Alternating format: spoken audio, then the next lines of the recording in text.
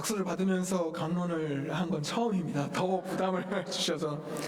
제가 3년 전에 떠날 때 약속을 했어요. 신자분들하고. 저도 기도할 테니까 제가 또 올 수 있도록 기도해달라고 부탁을 드렸는데 기도를 안 하신 것 같습니다. 제가 3년 만에, 농담이고요. 하나님께서 불러주셨는데 제가 바쁘다는 핑계로 지금 근데 사실 거의 맞춰가는 게 아니라 지금 아주 중요한, 가장 중요한 단계, 시작 단계라서 계속 기도 부탁드립니다. 제가 진행이 잘 되면 또 상황을 봐서 또 오도록 하겠습니다. 이제 연말이 되면 각종 시상식이 많죠. 그 시상식이 많은데 미국에서는 골든글로브도 있고, 그죠? 아카데미도 있고 한데, 처음부터 중요한 상이 작품상도 중요하지만 배우 측면에서는 주연상이, 그죠? 중요한데, 지금은 조연상도 있잖아요. 처음부터 주연상이 있던 건 아니었어요. 그러니까 나중에 조연상이 생겼는데, 그걸 보면 우리가 알 수 있는 것은 우리가 딱 처음에 느끼기에 가장 중요한 건 주연이에요. 그렇죠? 근데 시간이 지나다 보니까 조연의 중요성도 알게 됐죠. 오늘 그 복음에서 말씀이 사람이 되셨잖아요. 근데 이 요한복음 1장은 말씀이신 예수님이 하느님과 똑같은 분이시라는 거예요. 그걸 강조하는데 우린 이런 의문을 가질 수 있어요. 그렇게 전지전능하신 분이 굳이 사람이 되실 이유가 있었을까? 그죠? 당신은 모든 걸, 이 세상을 창조하셨는데 굳이 사람이 되셔서 우리에게 오실 이유가 있었을까? 얼마든지 다른 방법으로도 하실 수 있는데. 그리고 우리 인간이 만드는 영화는 주연이 되기 위해선 조연이 중요하잖아요, 또 역할이. 근데 하느님은 주님이시잖아요. 주연도 아닙니다. 주님이신데 굳이 인간이 되셔서 오신 것뿐만 아니라 인간의 협력을 통해서 오셨어요. 당신은 얼마든지 갑자기 짠 하고 이 앞에 예수다 하고 나타나실 수 있었는데 굳이 이렇게 연약한 아기의 모습으로 오셨습니다. 그래서 오늘 저는 내일부터 이제 정탐 8일 축제가 쭉 시작되거든요. 주님 공연 대축일까지.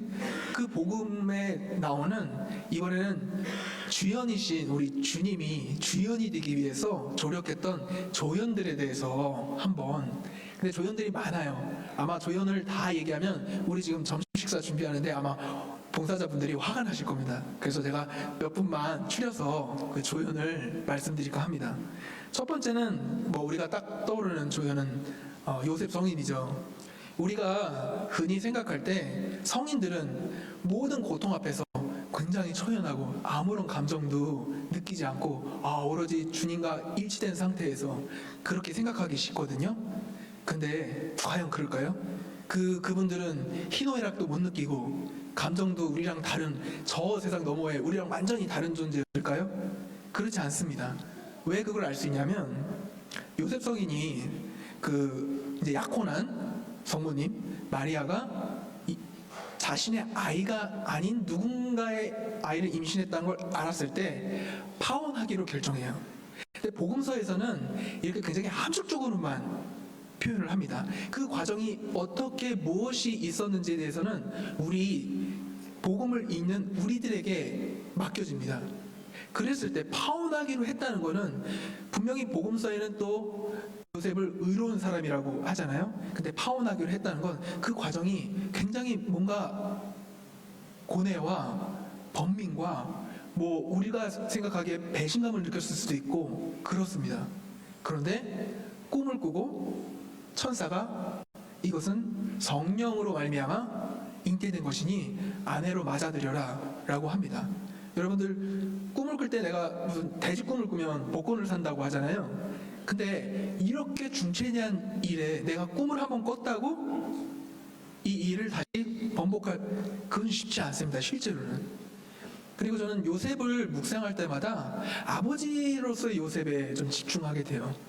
첫 번째는 요셉이 만삭에 성모님을 이제 지금 호적 등록을 하러 가죠. 어제 복음이었죠.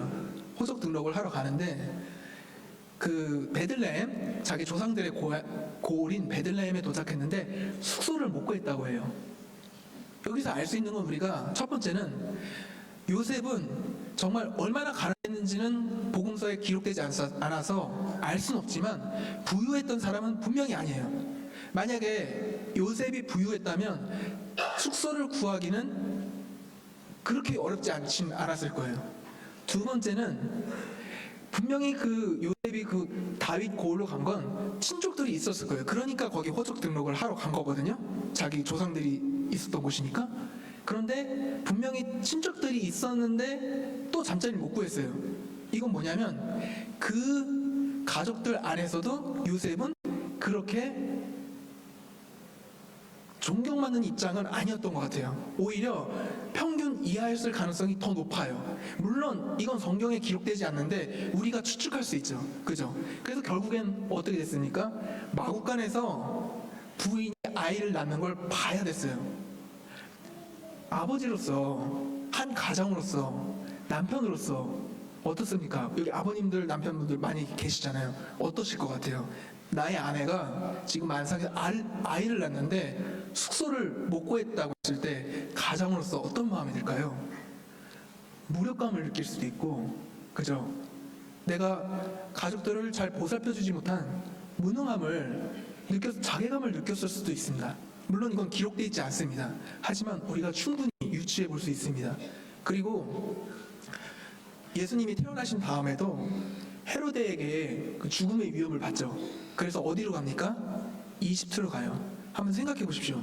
이스라엘 내에서도 그리고 친족들 안에서도 그렇게 우대받지 못하는 사람이 이집트에 가서 과연 잘 편안하게 살았을까요? 그렇지 않죠. 지금 생각해보면 난민이었던 겁니다. 위협을 피해서 이집트로 간 거죠. 그랬을 때 요셉의 마음이 어땠을까? 그건 기록되어 있지 않지만 우리는 충분히 유추해 볼 수 있어요. 요셉은 분명히 아버지로서 남편으로서 굉장히 큰 시련과 어려움과 자괴감과 그리고 처음에 약혼자 마리아에게서 배신감과 여러 가지를 느낄 수 있었는데 이분이 정말 참 성인이시고 예수님의 아버지신 것은 그 모든 과정을 요셉의 목소리는 복음서에 단 한마디도 나오지 않아요. 친목으로서 이 과정을 다 인내하신 겁니다. 그걸 보면서 저는 참 여기 계신 모든 아버님들이 많이 생각납니다. 그리고 다음 주에 이제 제 그 성탄 8일 축제 5일과 6일이 되면은 그 성전으로 아기 예수님을 모시고 봉헌을 하러 갑니다. 그때 등장하는 두 사람이 있어요. 시메온과 한나인데 이게 또 우리가 그냥 지나치기 쉬운 조연들인데 거기에 굉장한 의미들이 담겨 있습니다. 시메온에 대해서는 복음서에서 이 사람이 사제인지 예언자인지 무슨 어떤 성전 관리인인지 아무런 언급이 없어요. 다만 이 사람에게 성령이 함께 하셨다고 합니다. 그래서 이것도 우리가 생각해 볼 수 있는 게 이분이 어떤 분인지 몰라요. 그런데 성경이 의도적으로 이분에 대해서 기록하지 않았다는 게 더 중요한 겁니다. 그것은 뭐냐면 이분이 어떤 신분인지가 중요한 게 아니고 이분이 성령이 함께 하셨다는 게 중요한 겁니다. 그래서 이것을 우리가 생각해 보면 이렇습니다. 우리 사회적으로도 높은 신분이나 드러나는 사람이 아니라 어쩌면은 우리가 전혀 존재감을 느끼지 못하는 사람들, 그리고 저 사람이 우리 공동체에서 어떤 역할을 하는지도 모르는 사람에게 성령이 함께 하실 수 있다는 겁니다. 그 시메온이 성령의 인도로 나와서 예수님을 안고 예언을 하죠. 그죠? 성모님께. 그리고 성모님은 그 예언을 마음에 새깁니다. 그 뒤에 이어서 또 한 명이 바로 등장하는데 한나라는 여인이에요. 한나는 그 결혼을 해서 7살에 7년 동안 결혼 생활하고 84살까지 과부로 지냈다고 해요. 2000년 전의 평균 수명을 생각해 보면 84살이면 그 당시에 지금으로 치면 얼마나 될까요? 100한 몇십 살 될 것 같아요. 그죠? 근데 7년만 결혼 생활을 했다는 것은 그 당시 평균 결혼 연령이 그 여성의 경우에 10대 중반이었거든요. 14, 15, 16 이게 평균 결혼 시기였어요. 그럼 7년을 결혼 생활했다는 건 20대 초반에, 그렇죠? 그리고 84살까지 거의 60년을 과부로 지냈다는 거예요. 근데 그 아까도 말씀드렸지만 시메온에 대해서 구체적으로 어떠한 언급도 없었는데 한나에 대해서는 과부였다는 것을 강조해요.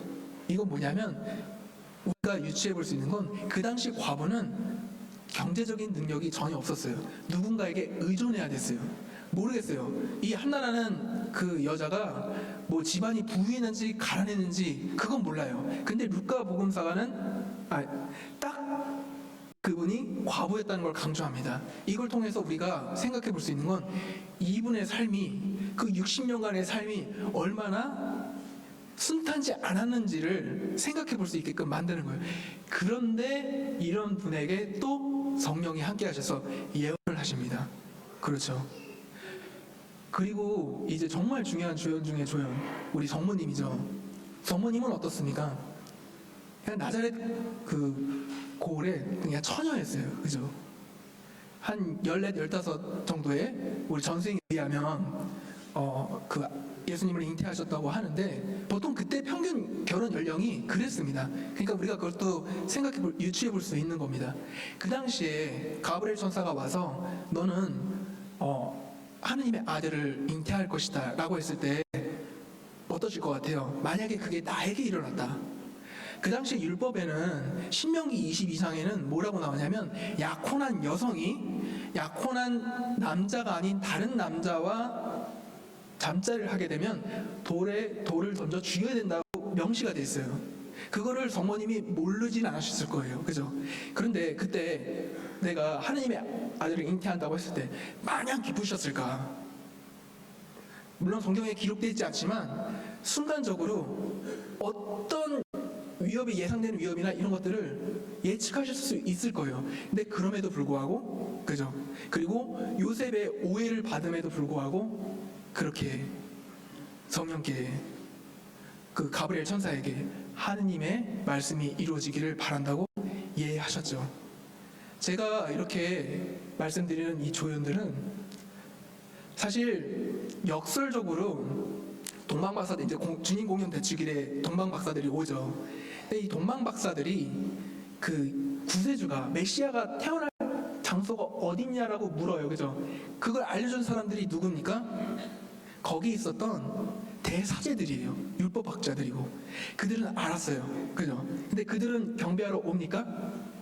누가 왔죠? 경배하러? 목동들이 왔습니다. 역설적인 겁니다. 하느님은 원하시기만 하면 사실 예수님을 그냥 로마의 왕자로 태어나게 하실 수도 있었어요. 그죠? 우리가 생각할 땐 그게 더 쉬워요. 그냥 왕자로 오셔서 그 당시 로마는 그 당시 전 세계를 지배하고 있다고 그런 세계관이었으니까 그냥 그게 더 쉬웠을 거예요. 그냥 강제로 다 그냥 세례시키고. 근데 왜 그렇게 안 하셨을까? 왜 굳이 조연들을 선택하시는데 조연도 보십시오. 예수님의 제자들 다 무슨 높은 지위의 사람들도 아니었어요. 예수님의 아버지 지금 말씀드렸다시피 오히려 사회적으로 그렇게 높은 그리고 존경받는 입장은 아니었어요. 얼마나 가난했는지도 모릅니다. 성모님 그냥 고을의 처녀였어요. 그걸 또 우리가 어떻게 할 수 있냐면 예수님이 그 공생활을 시작하시면서 고향에 오시죠. 그래서 회당에서 그 어떤 그 설교를 하세요. 그러니까 거기 사람들이 놀래요. 와, 대단 처음엔 놀래다가 가만 생각해 보는 거예요. 근데 저 사람 목수 요셉의 아들 아니야? 그리고 저 사람 엄마는 마리아 아니야? 이게 뭘까요? 만약에 요셉과 마리아가 그 당시에 뭐 굉장히 높은 지위에 있는 사람들이었다면 뭐 그 아버지의 그 아들 그런 가정에서 그죠? 근데 그렇게 무시하는 마음이 나왔다고 뭐냐면 그 두 분의 지위가 상대적으로 최소한 평균 이하에 가까웠다고 생각해 볼 수 있는 거예요. 그런 집안에서 굳이 태어나신 거예요, 예수님이. 그리고 예수님을 경배하러 오는 사람들도 목동, 헤로데 궁에 있던 율법학자들, 성경에 대해서 정말 해박한 사람들, 예언까지 할 수 있는 사람들, 베들레헴입니다 라고 예언을 할 수 있는 사람들이 오지 않고 오히려 예수님께 온 사람들은 다 조연입니다. 이것을 통해 우리가 알 수 있는 건 무엇일까요?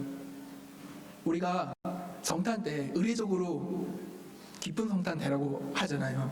그런데 맞아요. 우리가 성탄 때 크리스마스 트리 보면 저도 마음이 설레고 사실 그렇습니다. 그런데 우리가 늘 성탄의 마음을 간직하기는 쉽지 않죠.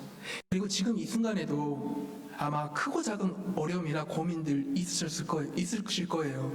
그런데 이 성탄의 기쁨은 크리스마스 장식을 해놓고 아름답게 해놓고 자 기뻐해라 그런 의미보다는 우리가 생각하는 내 삶의 어둠 그리고 내 삶의 비참함, 나는 왜 이렇게 잘 일이 풀리지 않을까, 그런 상황에서 오히려 하느님께서, 예수님께서는 그런 우리와 그런 시간에 함께 하시기 위해서 오셨다는 것을 드러내는 사건이 바로 성탄입니다.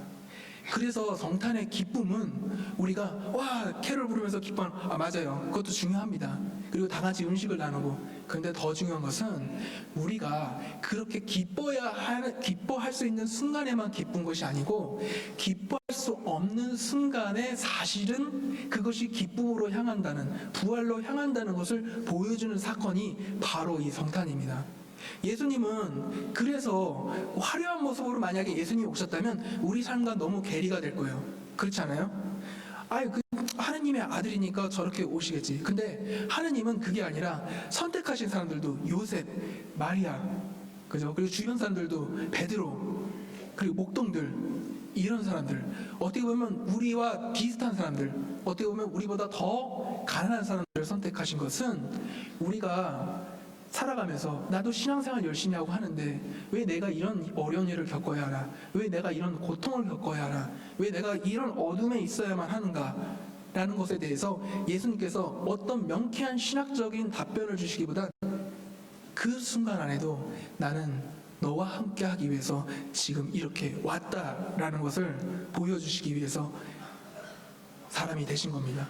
그래서 성탄은 기쁨이 맞습니다. 그런데 성탄의 참된 의미는 기뻐할 수 있는 순간에 기뻐할 수 있을 뿐만 아니라 우리가 도저히 기뻐할 수 없는 어렵고 힘든 순간에 그 순간이야말로 하느님의 탄생, 하느님의 섭리가 우리 삶 안에서 작용한다는 그것을 하느님께서 드러내보시는 바로 그 신비입니다. 그래서 우리의 기쁨은 기쁜 감정에 그치지 않습니다. 우리의 기쁨은 신비입니다. 도저히 기뻐할 수 없는 상황에서도 기뻐할 수 있는, 그래서 은총입니다.